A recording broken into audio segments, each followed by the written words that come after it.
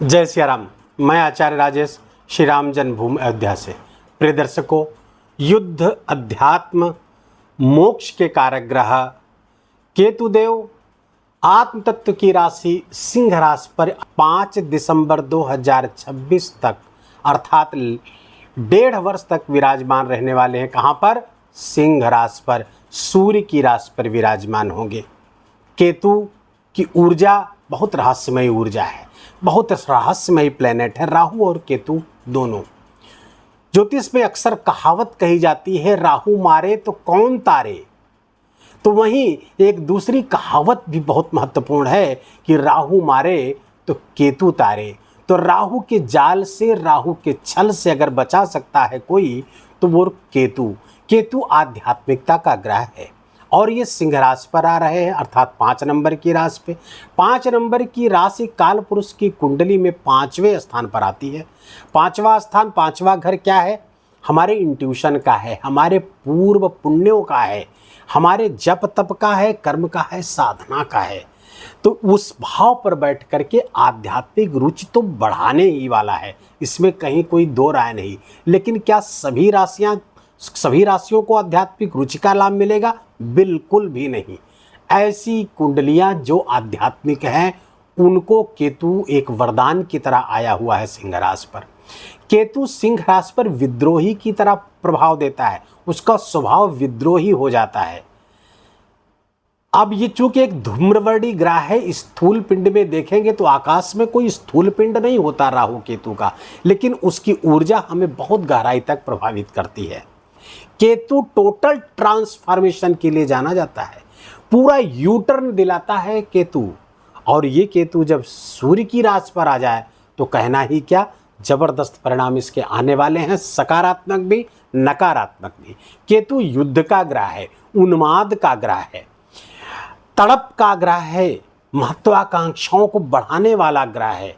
अब केतु जब अग्नितत्वीय राशि सिंह राशि पर आएगा तो कैसे परिणाम लेकर के आएगा, और जब इसके साथ आने वाले दिनों में मंगल जो स्वयं भी एक अग्नितत्वीय राशि है, अग्नितत्वीय राशि पर आएंगे तो केतु कैसा परिणाम देगा। देखिए, केतु और राहु दोनों ऐसे ग्रह हैं जो हर राशि को अपनी मान ले, जहां बैठते हैं उसी को अपना मान लेते हैं और उसी के हिसाब से, उसी के स्वभाव के अनुसार परिणाम देने लगते हैं। अब जब अग्नितत्वीय राशि पर केतु विराजमान होगा तो अग्नितत्वीय परिणाम भी देने के लिए बाध्य हो जाएगा, उद्धत हो जाएगा।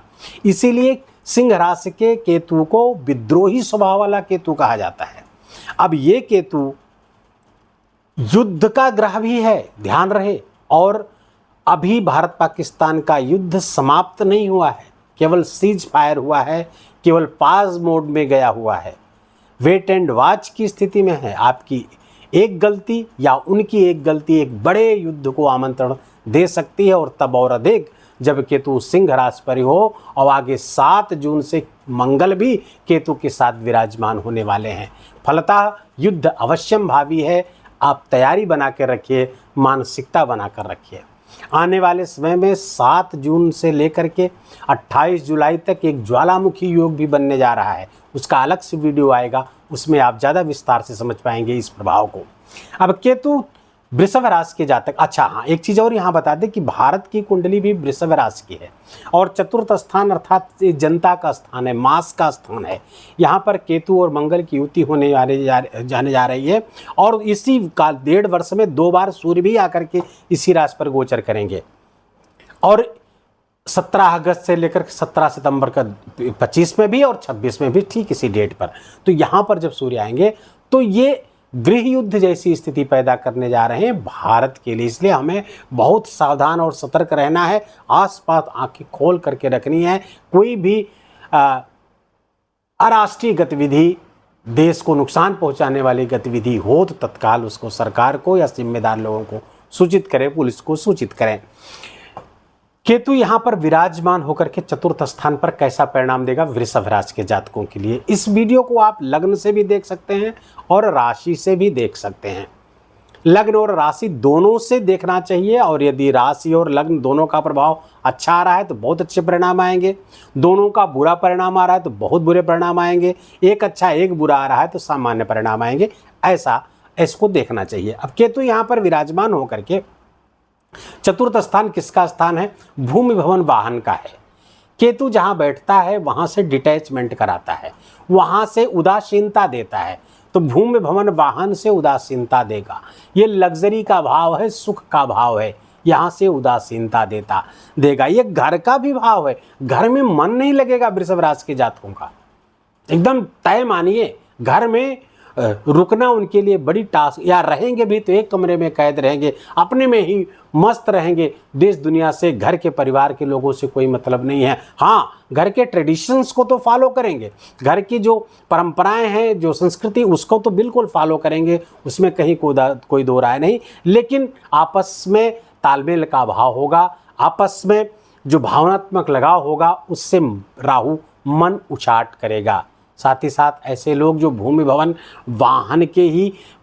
वाहन से जुड़े हुए कोई व्यापार व्यवसाय करते हैं तो उसके लिए भी ये राहु डिटैचमेंट देगा, मन हटेगा। हटाओ, बहुत हो गया व्यापार, बहुत हो गया ज़मीन की खरीद फरोख्त, बहुत हो गया कृषि, अब हट के कुछ और करते हैं, कुछ और तरीके का व्यापार व्यवसाय, ऐसा मन हटाने का प्रयास, जो भी स्थापित चीज़ें हैं वहाँ से मन हटाने का प्रयास करेगा।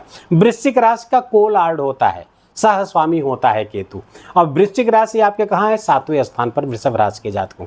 व्यापार का स्थान है, जीवन साथी का स्थान है, सुख स्थान पर बैठेंगे केतु, तो ये अच्छे परिणाम भी देंगे, बुरे परिणाम भी देंगे। गृहस्थ जीवन के सुख जहाँ एक ओर बढ़ाएंगे तो दूसरी ओर यहाँ पर बैठ करके कुछ मनमुटाव, कुछ गलतफहमी की भी संभावना बिजनेस पार्टनर से भी व जीवन साथी से भी देंगे। केतु की दृष्टियाँ होती हैं 3, 5, 7, 9। आप कह सकते हैं, बहुत सारे लोग तो जाने कहाँ से ज्ञान लाते हैं और कह देते हैं कि दृष्टि होती नहीं, किताबों में भी छापा है लोगों ने, मैंने देखा है।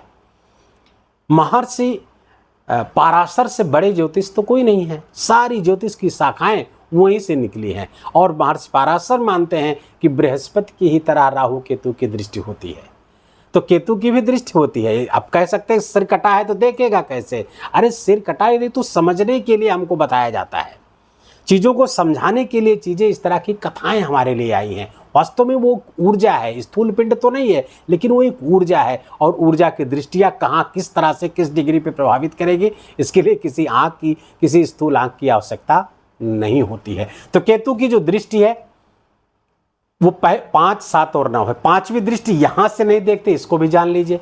केतु चूंकि वक्री रहते हैं तो 5वीं दृष्टि उनकी इधर से गिनी जाएगी। 1, 2, 3, 4, 5। 5वीं दृष्टि कहाँ पड़ रही है? द्वादश स्थान पर पड़ रही है। द्वादश स्थान केतु के मोक्ष का स्थान माना जाता है, और द्वादश स्थान पर केतु बैठेगा तो मुक्ति की तरफ आगे बढ़ाएगा, उसकी तरफ सुचवाएगा, मुमुक्षुत्व देगा। जो 3 चीज़ें दुर्लभ बताई गई हैं शास्त्रों में, उसमें से एक मुमुक्षुत्व, मोक्ष की कामना बहुत दुर्लभ है, सब में नहीं आती है। ईश्वर पर जिसकी विशेष कृपा होती, ईश्वर की जिस पर विशेष कृपा होती, उसी के अंदर मुमुक्षुत्व आता है, अर्थात मोक्ष की कामना पैदा होती है। नहीं तो संसार में ही लोग पड़े रहते हैं, मोक्ष की तरफ तो ध्यान ही नहीं देता। तो केतु अच्छी बात है, वृषभ राशि के जातकों को मोक्ष की तरफ ले जाएगा, सुचवाएगा। अगर कुंडली में भी अच्छी स्थिति में है केतु तो मोक्ष की तरफ विशेष प्रयास भी आप करने वाले हैं। चूँकि चतुर्थ बैठ करके यहाँ करेगा तो विदेश से भी आपका संबंध बनाएगा, विदेश से लाभ करवाएगा, टूरिज्म से, ट्रैवल से, आप बार बार विदेश यात्रा से लाभ हो सकता है आपको। साथ ही साथ विदेश से जुड़े हुए हैं, कोई मल्टीनेशनल एमएनसीज वगैरह में काम करते हैं तो वहाँ से भी आपको विशेष लाभ की स्थिति केतु कराता हुआ दिख रहा है। विदेश से संबंध आपके लिए लाभकारी यहाँ पर होता हुआ दिख रहा है। सुख के स्थान पर बैठे हैं तो एजेंडा यहाँ का है, सुख लाना चाह रहे हैं, अपनी दृष्टि यहाँ पर काम करके, विदेश से काम करके आपके लिए सुख की व्यवस्था करने के लिए तत्पर हैं। यद्यपि मैंने शुरुआत में बताया कि इन चीज़ों से मन भी हटाएंगे केतु। यदि उम्र के एक विशेष अवस्था में है तो ये केतु तड़प नहीं रह जाएगी, महत्वाकांक्षा नहीं रह जाएगी, बल्कि उदासीनता आएगी। अगर आप 55-60 की उम्र क्रॉस कर चुके हैं तो जिस स्थान पर बैठेंगे केतु वहाँ से उदासीनता लाएंगे, वहाँ से डिटैचमेंट करवाएंगे। केतु की जो 7वीं दृष्टि है कर्म स्थान पर पड़ रही है, राहु ऑलरेडी वहाँ बैठे हुए हैं। फलतः राहु कर्म स्थान पर केवल राजनीतिज्ञों के लिए अच्छा है। कर्म स्थान पर राहु कुटिल चालें करवाता है, मन में ऐसे विचार देता है कि कुटिल से कुटिल चाल, गला काट प्रतिस्पर्धा करवाता है राहु। लेकिन केतु चूंकि आध्यात्मिक ग्रह है, स्पिरिचुअलिटी के, आत्म तत्व की राशि पर ही बैठा है तो रोकेगा नहीं। ऐसा मत करो, क्योंकि हम इसके लिए नहीं आए हैं दुनिया में। वो ये सोचवाएगा आपको, दुनिया में हम कुछ और भी करने के लिए, दूसरों को भला करने के लिए भी आए हैं, दूसरों को ठगने के लिए, चलने के लिए नहीं आएंगे। ये केतु अंदर से आत्मा की आवाज़ बन कर के निकलेगा। अगर आपने वो आवाज़ सुन ली तो राहु के जाल में फंसने से बच जाएंगे। केतु की जो 9वीं दृष्टि है वो पड़ रही है आपके अष्टम स्थान पर, बृहस्पति की दृष्टि पर पड़ेगी। स्पिरिचुअलिटी की राशि ऑलरेडी है ये। और 8वां स्थान तंत्र मंत्र का, आध्यात्मिक साधनाओं का है, ज्योतिष का है। केतु वहाँ पर रुचि जागृत कर रहा है आपकी। ससुराल पक्ष की भी जिम्मेदारी उठाएंगे। ससुराल पक्ष से संबंधित भी कुछ घटनाएं ऐसी होंगी जो आपको परेशान कर सकती हैं।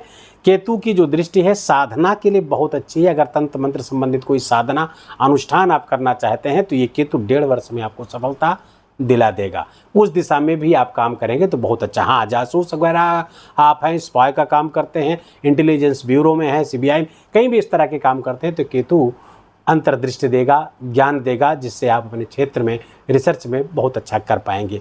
केतु की एनर्जी को बैलेंस करने के लिए सर्वोत्तम उपाय आप नोट कर लीजिए, और वो है गणेश अथर्व शीर्ष का पाठ। इससे बेहतर कोई उपाय नहीं है गणेश केतु को कंट्रोल करने के लिए। गणेश भी विवेक के कारक हैं, बुद्धि के कारक हैं, और उनकी उपासना से केतु सबसे ज़्यादा कंट्रोल होता है। केतु का एक नाम पताका भी है, अर्थात झंडा। अपने घर पर, घर के ईशान कोण पर या फिर मंदिर पर अगर आप पताका का दान करते हैं, पताका फहराते हैं, इससे भी केतु बहुत अच्छा परिणाम देता है। साथ ही साथ आपका शरीर भी एक मंदिर है, और मंदिर रूपी ये जो मस्तिष्क है ये मंदिर का गुंबद है, और यहाँ पर जो शिखा होती है, शिखा यदि आप रखते हैं तो केतु के किसी उपाय करने की आपको आवश्यकता नहीं है।